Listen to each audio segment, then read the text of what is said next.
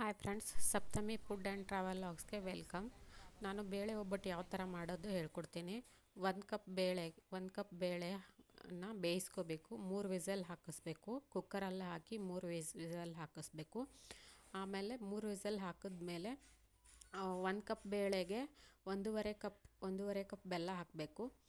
ಬೆಲ್ಲ ಹಾಕಿ ಒಂದು ಸ್ವಲ್ಪ ಮಿಕ್ಸ್ ಮಾಡ್ಕೋಬೇಕು. ಅದು ಕುದಿಯೋಕ್ಕೆ ಗ್ಯಾಸ್ ಮೇಲೆ ಇಟ್ಟು ಅದನ್ನು ಎರಡೂ ಬೆಲ್ಲ ಮತ್ತು ಬೇಳೆ ಮಿಕ್ಸ್ ಆಗೋ ಥರ ಮಿಕ್ಸ್ ಮಾಡಿಕೊಂಡು ಆಮೇಲೆ ಅದನ್ನು ಮಿಕ್ಸಿಗೆ ಹಾಕ್ಕೋಬೇಕು. ಮಿಕ್ಸಿಗೆ ಹಾಕಿ ಚೆನ್ನಾಗಿ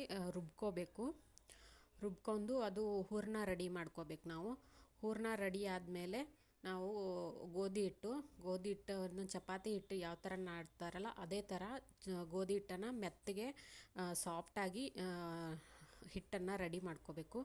ರೆಡಿ ಮಾಡಿದಾದಮೇಲೆ ಹೂರಣನ ಆ ಹಿಟ್ಟಲ್ಲಿ ಇದು ಮೋಮೋಸ್ ಎಲ್ಲ ಯಾವ ಥರ ಫಿಲ್ ಮಾಡ್ತಾರಲ್ಲ ಅದೇ ಥರ ನಾವು ಹಿಟ್ಟಲ್ಲಿ ಹೂರಣನ ಫಿಲ್ ಮಾಡಿಬಿಟ್ಟು ಹೂರಣ ತುಂಬಿಕೊಂಡು ಲಟ್ಸ್ಕೋದ ನಂತರ ಚೆನ್ನಾಗಿ ಬೇಯಿಸ್ಕೋಬೇಕು.